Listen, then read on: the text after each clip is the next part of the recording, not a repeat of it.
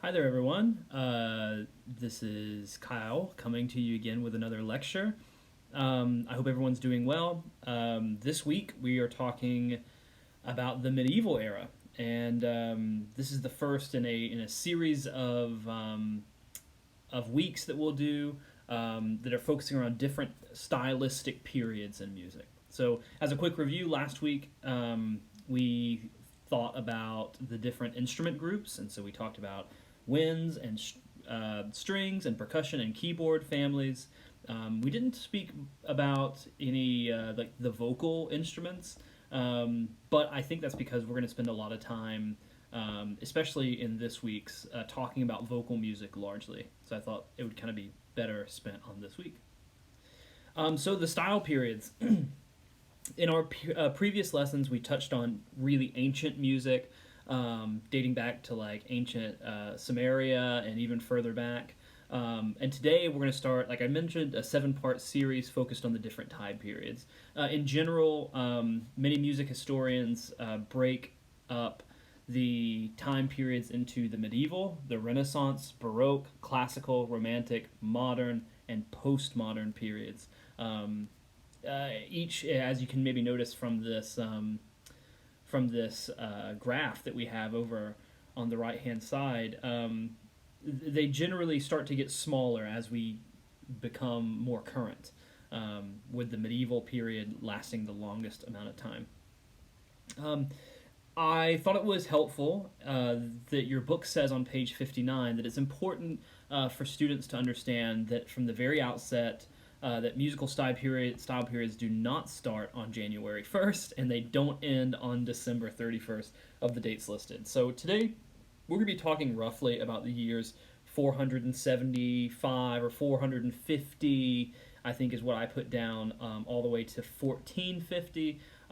That's not to say that people woke up on January 1st, 450, and started immediately making this music, and they stopped immediately at 1450. Along the edges of these time periods, there was a lot of kind of interplay, and we generally base these periods on the lives of certain composers, when people lived, when people died, and like general trends. But there were a lot of things happening in each of these stylistic periods that don't exactly fit the period for which they are encompassed. Okay, so that's important to keep in mind. Your book almost entirely focuses on Europe and the history of European music. And honestly, I feel like I'd be selling you short if that's all I told you about, if we only talked about European musical tradition, because there's a lot more out there, as I've mentioned to you during our lectures before. And so I'm going to make an effort throughout these, even though your book only talks about European music, to speak about some some other cultures and some other traditions as we move through. So, without further ado, the medieval period. Like I said, for our purposes, we're thinking of the medieval period starting in 450 of the Common Era and going extending until 1450. And even 1,000 years. We characterize this period by its pre-standard notation, so we are not using the notation system that we use today. It is largely monophonic or homophonic, with some polyphony happening closer to the end of the period. There's a thin texture, a lot of vocal music during this time. We first of all, we didn't have the invention of many of the instruments that we have today, but beyond that, the processes for accompanying vocal music just weren't as refined as they are today. And finally, we see a lot of drone or pedal notes. So these are notes that someone will hold onto for the length of a piece, and you may retain that one note while another line of the music kind of either improvises or sings around it, and it provides kind of a bass level for the music and tonality for the music to play upon. We call these drones or pedal notes. I actually I don't know where the term pedal notes comes from. I think maybe it comes from the organ. Because with the organ, you play with your hands and your feet, and generally your lower pitched notes are in the feet. Actually, that's a good question. I should look into that and get back to you guys. So let's talk about some common European medieval instruments. We have the shawm, which was kind of more of a family of instruments, a family of double-reeded instruments. Around during the medieval time, there were shawm bands that traveled the continents, playing music together, mostly traditional music that they'd come up with, or that was exclusive to their countries of origin. Um, there was also the recorder was really big during this time. No reed woodwind instrument, and the lute and the lyre were used a lot during European medieval music. It's important in the medieval period to draw a distinction between sacred and secular music. Much of the surviving music from the European medieval period is religious in nature, but there is a distinction that began to emerge during this time between music that was made for a sacred purpose and music that was made for a secular purpose. So, as you can imagine, the church was a very powerful entity during this time, controlling much of a person's life, and much of the tradition and much of the culture in most of Europe. And so, because of this, if an entity or an organization has a lot of money, they are probably the people who most of the artists are working for, and it was no different with music. So many musicians were employed as church musicians, and they wrote music for the church. And so, sacred music is music that is set to a religious text or is used in religious services. Sacred music was used during church services and masses and existed to glorify God through the beliefs of the church. Gregorian chant evolved as a result of this focus on sacred music. And actually, I have a spelling mistake. And it was a result of music conservation efforts by not Pop Gregory, but Pope Gregory. Some people might say Papa Gregory, but yeah, so Pope. I need to fix that. I'll write myself a note. So Pope Gregory, we can think of him as one of the original music conservationalists. He had a really huge effort to try to preserve the music that was being written and being used in the church at the time. And so a lot of our records come from his conservation efforts and efforts to make sure that the music was preserved for later. On the other side of this sacred music tradition, which is very important, we have the troubadours, or the secular music tradition. So the secular troubadour tradition starts in the late 11th century, so just around the 1000s, and spread quickly across the continent. And troubadours sang songs ranging from songs about chivalry and love to like vulgar satires and drinking songs. And troubadours were groups of musicians who would travel around, and they were kind of like the bards of their time, and they would sing the work songs that people like to hear after a hard day of manual labor. They would perform in town centers or squares, and they were in general like traveling musicians who focused more on the non-religious aspects of a person's life in their songs. We have some examples. The Guillaume de Machaut was a very famous medieval composer towards the end of the period with his Messe de Notre Dame, which is an awesome example of some medieval era polyphony. And then we have one of the more famous pieces of troubadour music or secular music from the time period a couple hundred years earlier, by Ventadorn, who is kind of one of the notable. So we don't actually have the names of many of the troubadours of the time, but he was one of the most influential, and so his name survives and lives on to this day. It is very important to talk about one of the biggest musical traditions that came out of this time in Europe, and that is the Mass. So Masses are still being written today and still being performed. If you come from the Catholic tradition or the Episcopal tradition or others, you'll recognize the settings of the Mass. So this text used in the Mass and these sections and this kind of layout or ceremony has been used for hundreds and hundreds of years, and it is marked by certain musical events. There are two types of masses that your book details. One is the proper mass, which is used for specific holidays or special occasions, and the one that's heard most often, as you can guess from its name, is the ordinary mass. So the ordinary mass is like your everyday mass. This is the one you're hearing the most often, and is marked by the five sections: the Kyrie, Gloria, Credo, Sanctus, and the Agnus Dei. Each of these having very specific Latin text, but sometimes in other languages, most common in the Latin, though. And again, this tradition has been going for, since the 400s or even before, right? And so these are still being used today. So if you have the chance to attend a service, you can still hear this practice being carried out today. And so that's pretty interesting.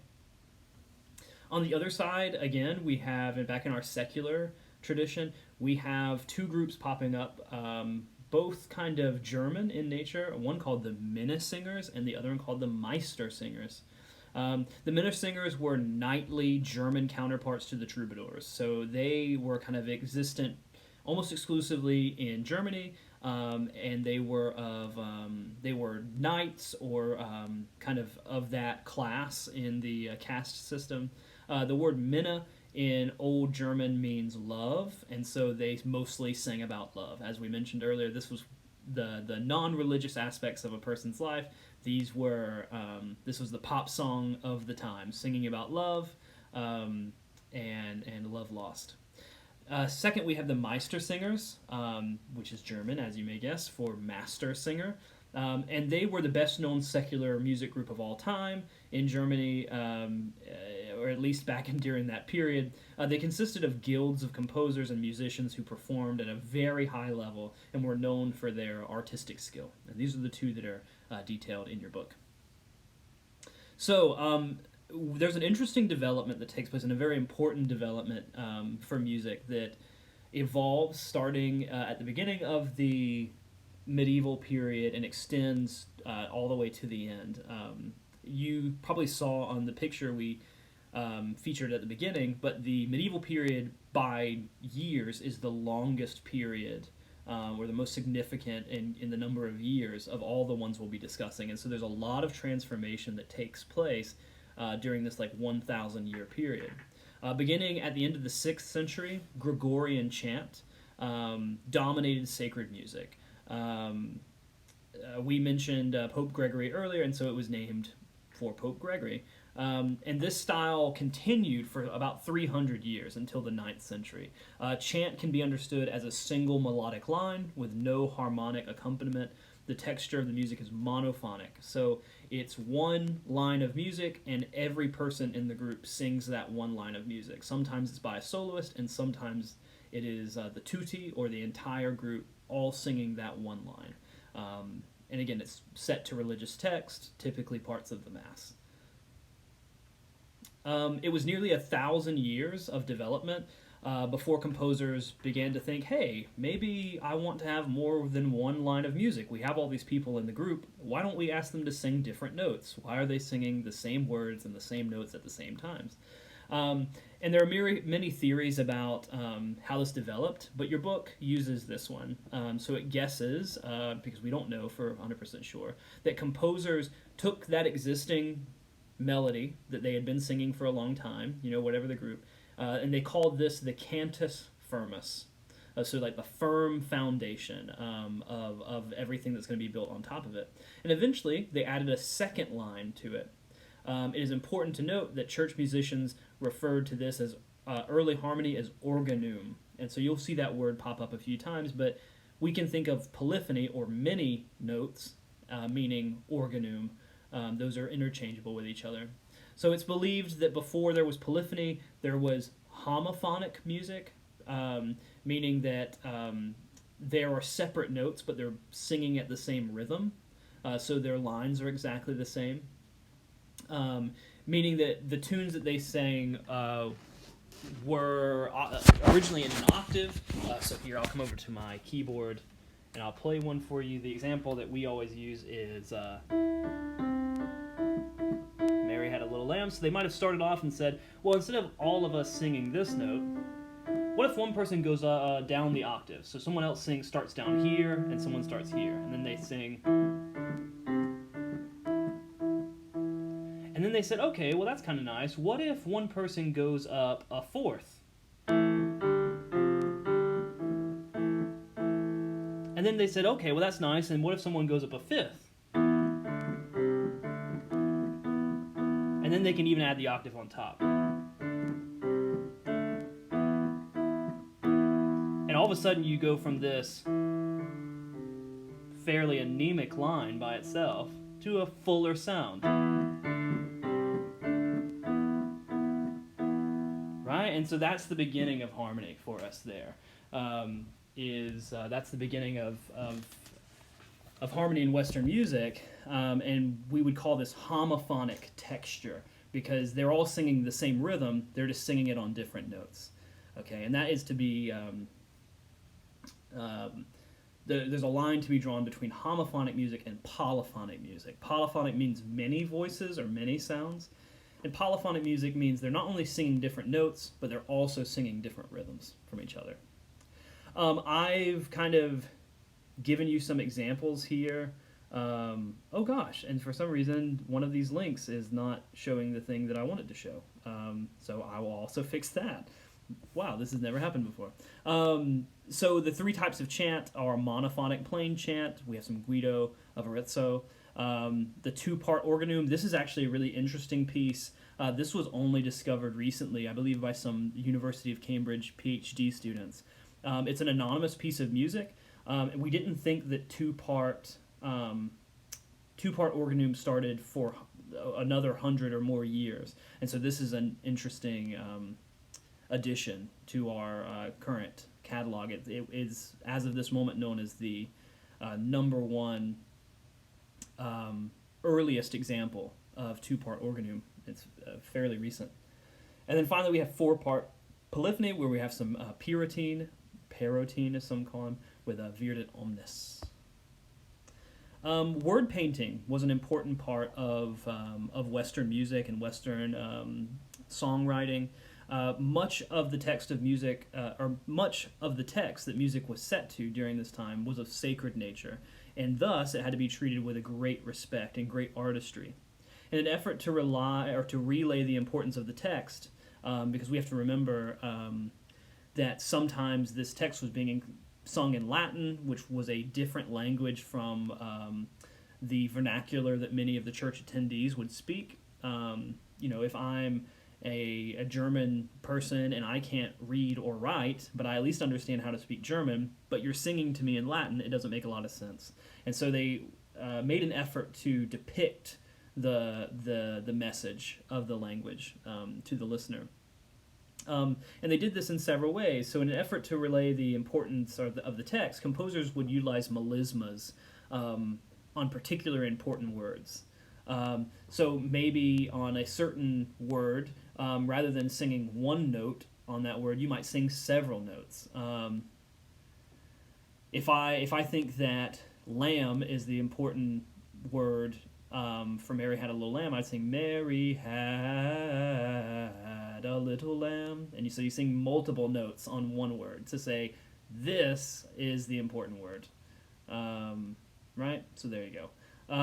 Hildegard von Bingen, who is pictured to the right, what a cool picture, was a notable composer who made great use of this technique during her time.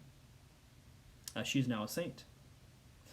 So thinking outside of the European tradition, we have Chinese music during the medieval period. So our timeline, thinking 450 to 1450, spans several dynasties in Chinese history. So we have the Sui, Tang or Tang, Sung, Yuan, Ming, and the Qing dynasty. Ideas about music evolved greatly across this time, blending sounds of the warfare that was going on between these feuding dynasties with influences from beyond the wall. In particular, certain dynasties became very interested about music that was just outside of kind of their area of control or their area of influence, and began to adopt certain traditions that they found novel. So trade and cultural exchange, as I mentioned, have brought China versions of gongs from South Asian neighbors, the fengjiang from the West Asian traditions, as well as cymbals from India. The Tang Dynasty saw formal imperial ceremonies, so they would have these like massive ceremonies with dancers and tons of musicians to mark important meetings or events or holidays or honored guests. And for these special events, they would have entire orchestras of bells, chimes, flutes, drums, and zithers to all accompany dancers. And so we know that there was a huge range of instruments that were being used during this time, which is very different than we see in the European tradition. It is reported that the Emperor Zhangzong or Xiangzong collected sounds from around the region in the form of tributes or captives. So when a soldier or a townsperson would be captured, rather than just killing them off, they might see if they had any musical ability and said, "Hey, this would be a very interesting."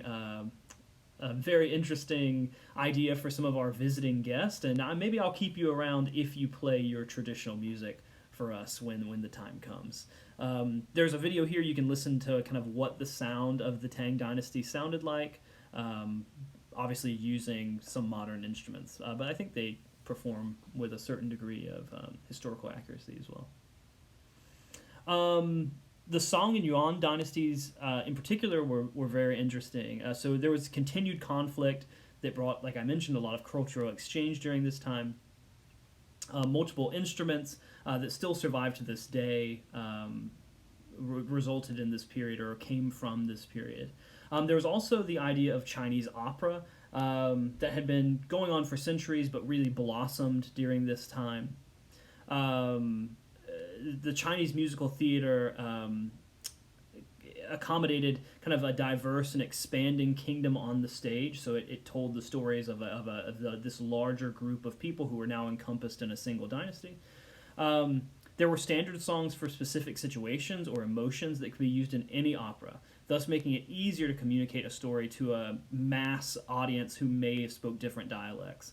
So again, even if we speak different languages, we all know that this particular tune means sadness or this particular tune means love. And so even if I can't follow or understand the words you're saying, I can understand the emotions that the actors are trying to portray because I associate this song with sadness because it's always used in a sad part. Or I associate this song with happiness because it's always used at the happy part. And so I thought that was kind of an interesting